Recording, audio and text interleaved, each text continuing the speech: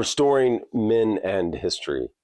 Happiness is Owning a Dog by Dean Koontz. We're going to read the story, then pull some life lessons.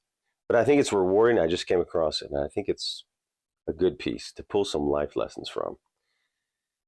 Her name was Trixie, guidepost.org, Dean Koontz. Her name was Trixie, and my wife, Gerda, and I would never be the same after she came into our lives. Trixie was an inspiration. She restored our sense of wonder. Wouldn't you like to have your sense of wonder restored right now? Do you still have it? Do you have that childlike sense of wonder? Creative childlike sense of imagination going on. She made us laugh and at times made us weep in anguish. For me as a novelist, and he's a pretty successful novelist, Dean Koontz, she was a revelation, encouraging me to take a new, risky, challenging direction in my writing. She was a beautiful golden retriever, trained as a service dog, but she was also sort of an angel. She had been with us less than 9 years, but that Friday morning, when she refused food for the first time in her life, declining to take a single bite of an apple cinnamon rice cake, one of her favorite things, I knew it was an ominous sign. If you like our mission, please hit the notification button, subscribe, and hit that like button. It drives the algorithm. Thank you. I rushed her to the vet, who took an ultrasound and discovered she had a tumor on her spleen. It could burst at any time, he said. You have to get her to surgery right away. In the large waiting room of the specialty hospital, Gerda and I sat side by side, sometimes holding hands and anchoring each other in the shallow optimism that circumstances allowed. Between us, we demolished a box of clinics. We never had children. Gerda and I had been together every day, virtually all day, in our 22 years of marriage. Pretty big accomplishment there, right? 22 years. She managed our finances, did book research, and relieved me of all the demands that kept my fingers away from the keyboard. Well, that's working out well, isn't it? We always had promised each other that we would get a dog. But we knew that a dog requires almost as much time as a child, and because of our work schedule, 60 hours a week, sometimes 70, we hesitated to take the plunge.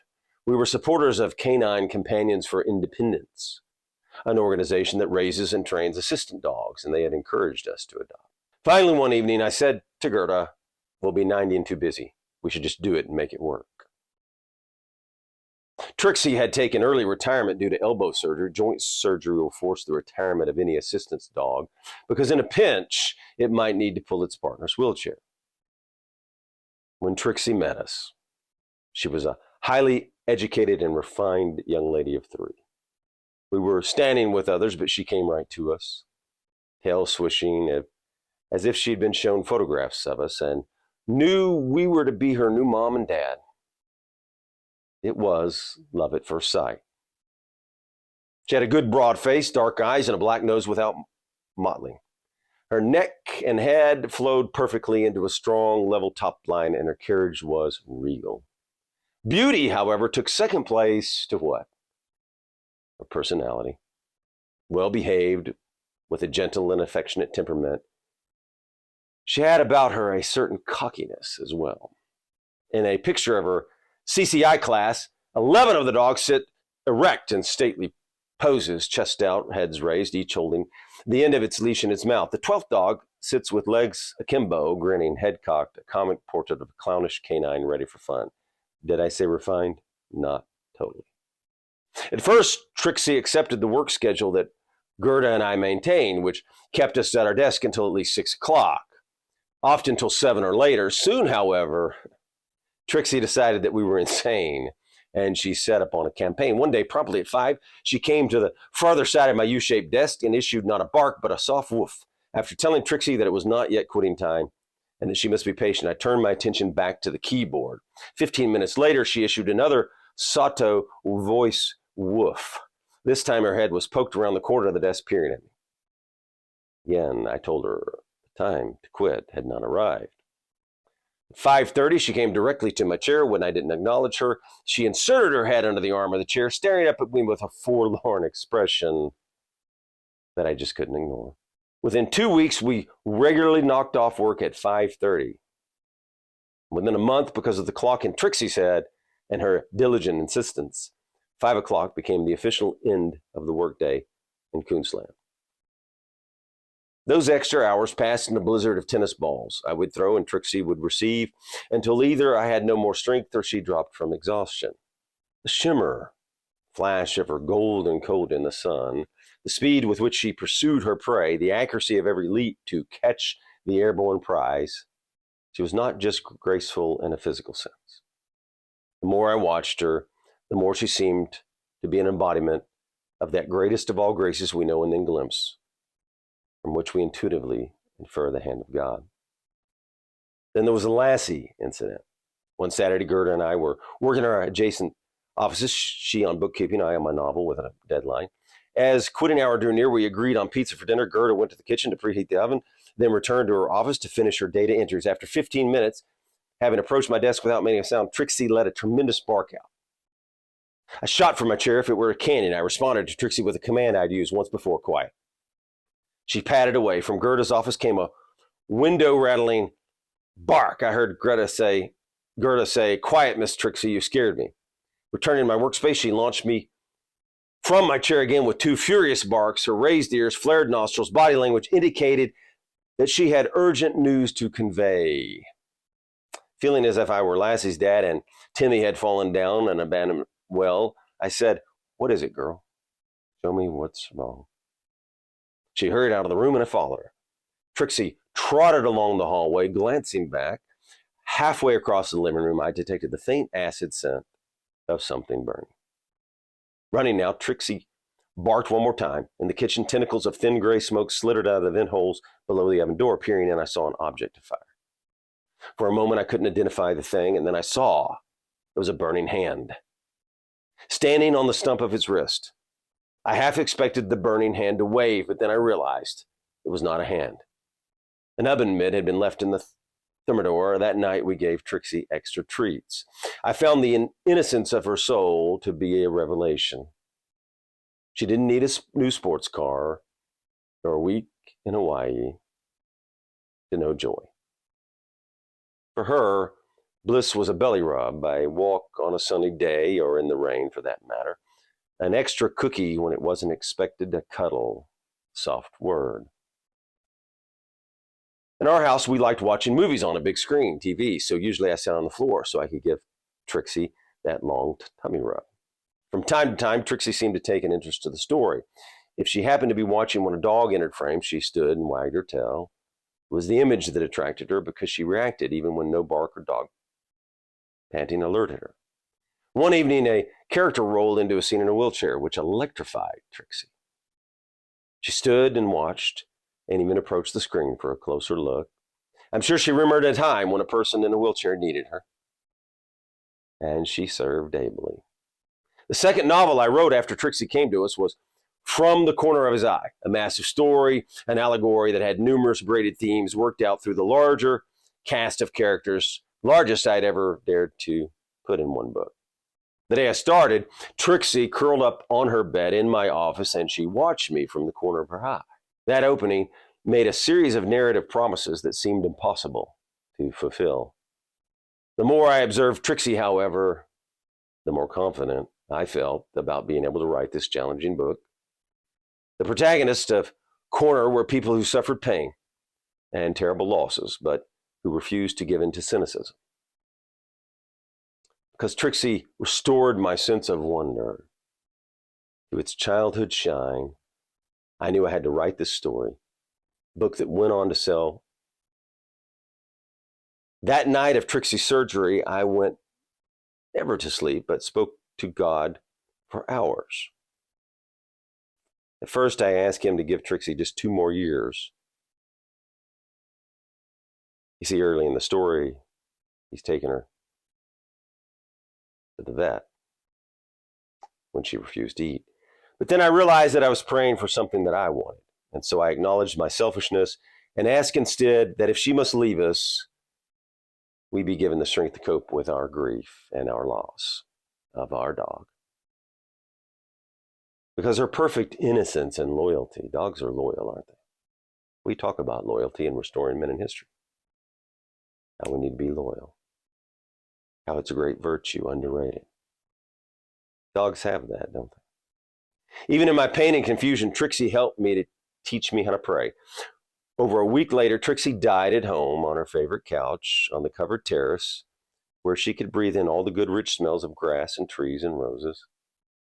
As her mom cradled Trixie's body and told her that she was an angel, I held her sweet face in my hands and stared into her beautiful eyes. And as always, she returned my gaze forthright. Told her that she was the sweetest dog in the world, and that her mom and I were very proud of her. And that we loved her as desperately as anyone might love his own child, and that she was a gift from God. She fell asleep, not forever, but just for the moment, between the death of her body and the awakening of her spirit and the radiance of grace where she belonged, like an angel. So what can we learn from this story, ladies and gentlemen, as we go through the year? Procrastination, or waiting to do something until you're ready, waiting until you have more money, waiting until things are perfect, is one large lesson to take away. Is there something you want to do right now this year in your goals for 2024? Is there something you've been waiting on that you want to be perfect before you do it? Or you just want more money to do it? Or you just want more time to do it? You're just too busy right now. So you put it off, having that dog or getting that relationship. You want a boyfriend or husband or wife or girlfriend or deeper friendships with men. You want to take that new class or get in a men's group, but you just don't think you have enough money or time. You want to have children, but you say later, we'll have children later. What are you putting off? It could give you magnificent joy. Dance classes with your wife, a dog. Are you waiting for things to slow down and be just right before you do something? When will the time be right for something? Let's go back. They had always promised they would get a dog, but because of their work schedules, they had been waiting. Remember, he talks about 60, 70 hours a week working, right? They can't do it, right? But as a man, he made the decision. He led. So he takes the leadership role and says, we'll be 90 and too busy. We should just do it and make it work. So as the man, he makes the decision. They go get the dog. And this can apply to many things. Life can go by, ladies and gentlemen, as you put off whatever it is you're putting off. Relationships, children, I don't know, dogs, classes. Trixie also, what in that story? If you call her back, she changed their work schedule, didn't she? From 5 p.m. to 5:30 to 6, right? So they started enjoying life more, going out in the yard where it was free to play with their dog and with each other, right? They had time for each other and the dog. They had a family. Also because Trixie was pretty persistent, wasn't she? And the dog was the one who produced the change in this family and this dynamic by bothering him at his desk, remember? Now, we talk a lot about this virtue, and she seemed to have it, resilience that you men need, and Trixie certainly had resilience, right?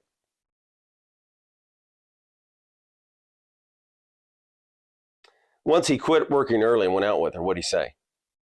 The more I watched her, the more she seemed to be an embodiment of that greatest of all graces we now and then glimpse, from which we intuitively infer the hand of God. Good times, grace, right outside with their dog. And they almost put it off. They almost never had it. You can wait and never have that joy and fulfillment they got. Home with their dog is where their heart was, wasn't it? Where they experienced great joys and graces right there with one dog. Simple things, ladies and gentlemen, as you go through this year. Don't forget the simple things. Don't forget to enjoy them. He went on to say, I found the innocence of her soul to be a revelation. She didn't need a new sports car or a week in Hawaii to know joy. For her, bliss was a belly rub, a walk on a sunny day, or in the rain for that matter, an extra cookie when it wasn't expected, a cuddle, a soft word. So what else can we learn? A dog enjoys the simple things, and so can you. Simple, free things that you can enjoy today and this year, all through the year. What do you enjoy? What are the simple things, like taking a walk, reading a book? What does it do for you?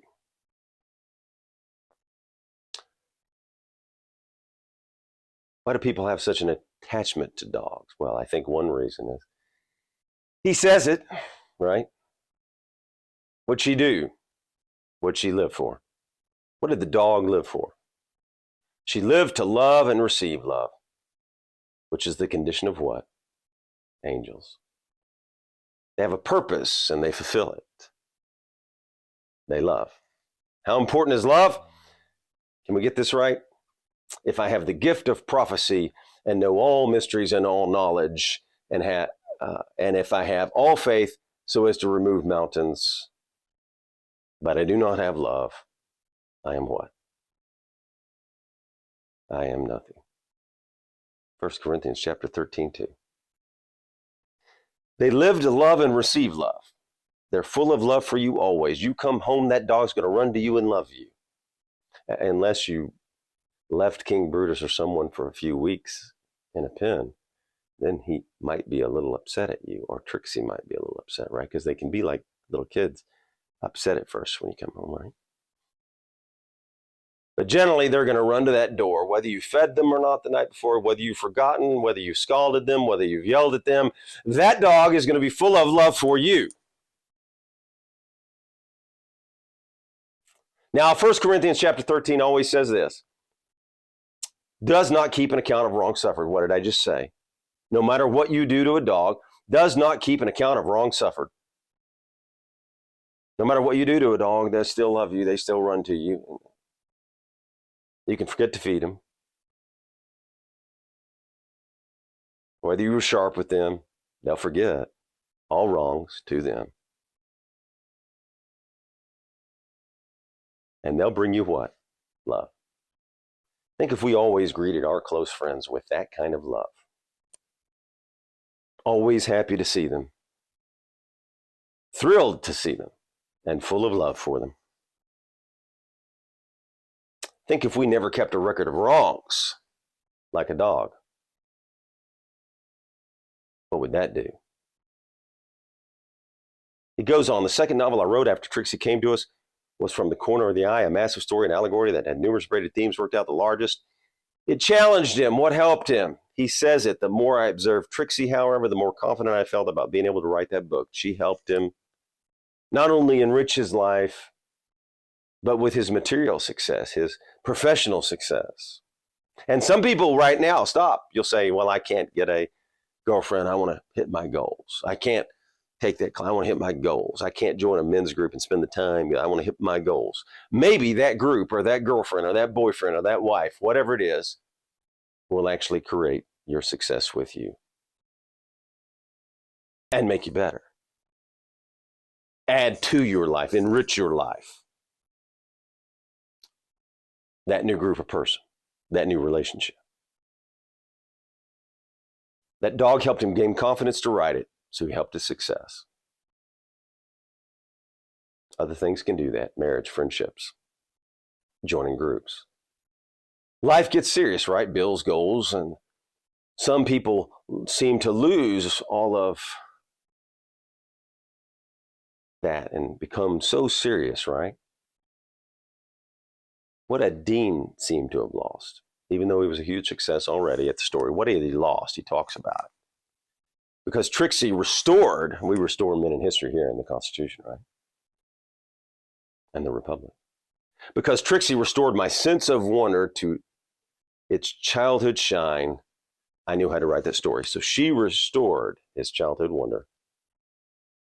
I would think your childhood shine is pretty important for many fiction writers, right? And creative endeavors. And she did that, that dog. A relationship can do that as well, right? A muse, a great girlfriend, a great friend, male friend. Was the book a success? Let's find out. A book that went on to sell more than 6 million copies worldwide and has generated tens of thousands of letters. He thought he didn't have the time. He was too busy with his career. After Trixie, that book went on to sell 6 million copies, ladies and gentlemen, worldwide. So you may have time for that girlfriend or boyfriend or husband or men's group or male friendships. He may just not know it. They may make you better. So we already had the real riches of Trixie. So you may think you're too busy right now for that relationship or person or event. But don't miss your opportunities as you go through this year. Remember, Trixie brought him enjoyment. King Brutus brings another friend of mine enjoyment. 2 friends. They were sent a dog, but you might be sent a person. So don't just say, I'm too busy for a friendship or too busy for a relationship or a boyfriend or a girlfriend or whatever it may be. The dog changed his life.